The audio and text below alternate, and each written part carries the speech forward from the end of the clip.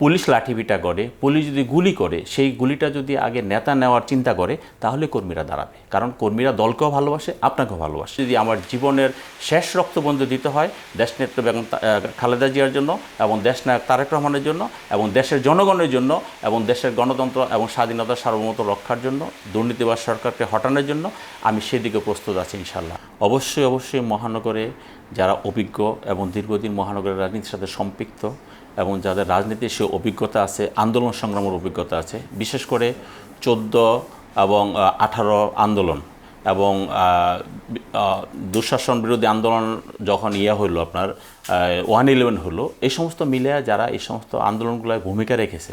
এবং শুধু আমি এটাই দেখব না, আপনার 96 যখন আওয়ামী লীগ ছিল তখনও যারা আন্দোলনে ভূমিকা রাখছে, ওই সমস্ত নেতৃত্বকে দিয়ে ঢাকা মহানগর অবশ্যই বাছাই করা উচিত। কারণ দেশনেত্রী বেগম খালেদা জিয়া এবং তারেক রহমান আন্দোলনের জন্য অনেক চেষ্টা করে যাচ্ছেন এবং মহানগর বেসড আন্দোলন হতে হবে। আমরা যাই বলি, সারা দেশে যেভাবে আন্দোলন হোক না কেন, মহানগর যদি আমাদের উজ্জীবিত না হয়, মহানগর যদি আন্দোলনের সফল না হয়, তাহলে সেই সফলতা পার্টির অ্যাকাউন্টে আসে না। তো যার কারণে আমার বিশ্বাস দেশনেত্রী বেগম খালেদা জিয়া এবং পার্টির ভারপ্রাপ্ত চেয়ারম্যান অনেক চিন্তা ভাবনা করে এই আগামী দিনে যে কমিটিটা আসবে বা দিবেন, সেই কমিটি সেরকম যোগ্য নেতৃত্ব এবং আন্দোলনের যোগ্য যারা, তাদেরকে দিয়ে সেই নেতৃত্ব দেবেন ইনশাআল্লাহ আমার বিশ্বাস।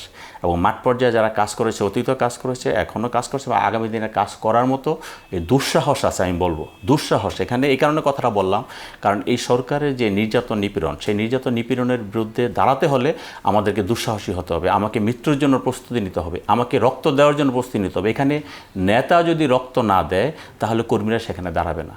আপনি আজকে যেখানেই যান, যে আপনি একটা প্রোগ্রাম দেন, দেখা গেলো আপনি বললেন যে তোমরা এখানে সবাই উপস্থিত হও, সেই উপস্থিতিটা হইতে পারে না। তার সেই উপস্থিতির জায়গাটা যদি আপনার নেতা এসে আগে দাঁড়ায়, অর্থাৎ যে প্রোগ্রামটা দিল সেই যদি এসে দাঁড়ায়, তাহলে কর্মীরা সাহস পাবে। এবং যদি পুলিশ লাঠিপিটা করে, পুলিশ যদি গুলি করে, সেই গুলিটা যদি আগে নেতা নেওয়ার চিন্তা করে, তাহলে কর্মীরা দাঁড়াবে। কারণ কর্মীরা দলকেও ভালোবাসে, আপনাকেও ভালোবাসে। সেই ভালোবাসা থেকে আপনাকে মাঠে থাকতে হবে, অর্থাৎ যে নেতৃত্ব দিবেন তাকে মাঠে থাকতে হবে। সে যাই হোক, পার্টি যাকে যোগ্য মনে করে তাকে নেতৃত্ব দেবেন, সেই যোগ্য নেতাকে অবশ্যই মাঠে থেকে আন্দোলনটা উঠায় নিতে হবে। আর যদি মাঠে থেকে আন্দোলন না উঠে, মাঠে না থাকে, তাহলে যে দুঃশাসন, যে নির্যাতন, যে নিপীড়ন, সেই নিপীড়নের কাছে আমরা পরাজিত হব। নগদের কাছে সব গ্রাহকই প্রিয়, তাই তো সারা দেশে ক্যাশ আউট চার্জ সবচেয়ে কম। আমাদের একটা বড় দল, আমরা এখানে বড় দলে এখানে কমিটি যখন আসে, আমরা কিছু নেতাকর্মী আছে যারা এমনি অবশ্যই ত্যাগী, অবশ্যই রাজপথে থাকে, অবশ্যই কাজ করে। আবার সেখানে কিছু মানুষ কিন্তু কমিটি যখন সামনে আসে তখনই তাদের তোড়জোড় বেড়ে যায়, তখনই তারা রাজনীতিতে সক্রিয় হয়। অবশ্যই দল সেই সমস্ত যারা ত্যাগী এবং যারা অতীত থেকে রাজনীতি করে, যাদের রাজনৈতিক অভিজ্ঞতা আছে, তাদেরকে দিয়ে কমিটি অবশ্যই দিবেন ইনশাআল্লাহ।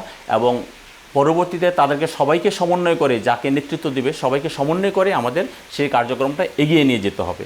এখন পার্টি যখন একটি কমিটি করে, অবশ্যই সেদিক বিবেচনা রাখবে এবং বিবেচনা রাখে পার্টি যেই কমিটি দিবে, যাকেই দায়িত্ব দিবে, আমি বিশ্বাস করি সবাই মিলে ঐক্যবদ্ধভাবে আমরা সেই তার নেতৃত্বে আমরা কাজ করে আমাদের আগামী দিনে আন্দোলনকে শানিত করবো ইনশাআল্লাহ। আমার অবশ্যই দল নিয়ে পরিকল্পনা আছে। আমাকে আপনি যে কথাটা বললেন, আমি দীর্ঘদিন এই দলের একজন সক্রিয় কর্মী এবং আমি মনে করি কর্মী হিসাবে দলে আমি একজন পরীক্ষিত। এখন পার্টি আমাকে যখন যেখানে দায়িত্ব দিবে, যেভাবে দায়িত্ব দিবে, আমি সেখানে দায়িত্ব পালন করার জন্য প্রস্তুত আছি। আপনি যদি বলেন যে যেটা বললেন যে ঢাকা শহরে আমি দীর্ঘ সেই 88 থেকে রাজনীতি করি, যখন 13টা থানা ছিল তখন থেকে আমি ঢাকা শহরে রাজনীতি করি। তাই ঢাকা শহরে অলি গলি প্রত্যেকটা জায়গা আমার এক নক্ষত্রপণে আছে। তাই আমাকে যদি সেই ধরনের কোনো দায়িত্ব দেওয়া হয় পার্টি থেকে, অবশ্যই আমি সেটা সাদরে গ্রহণ করব। এবং আমি বিশ্বাস করি যেহেতু আমি দীর্ঘদিনের এই ঢাকার রাজপথের কর্মী, সেখানে আমি সফল হব এবং সারা ঢাকা শহরেই আমাদের কর্মী বাহিনীর সাথে আমাদের সম্পৃক্ততা আছে, আমাদের তাদের সাথে যোগাযোগ আছে, সার্বক্ষণিক আমরা তাদের খোঁজখবর রাখি, নেতাকর্মীরা আমাদের খোঁজখবর রাখে। কাজেই সেই রকম কোনো দায়িত্ব যদি পার্টি আমাকে দেয়, পার্টির ভারপ্রাপ্ত চেয়ারম্যান আমাকে দেয়, অবশ্যই সেখানে আমি আমার দায়িত্ব নিয়ে কাজ করব এবং জীবনের অতীতের যত অভিজ্ঞতা এবং আগামী দিনে আমার যে টার্গেট, সেই টার্গেট পূরণ করার জন্য যা যা করণীয় আমরা অবশ্যই সেভাবে আমরা কাজ করে যাব।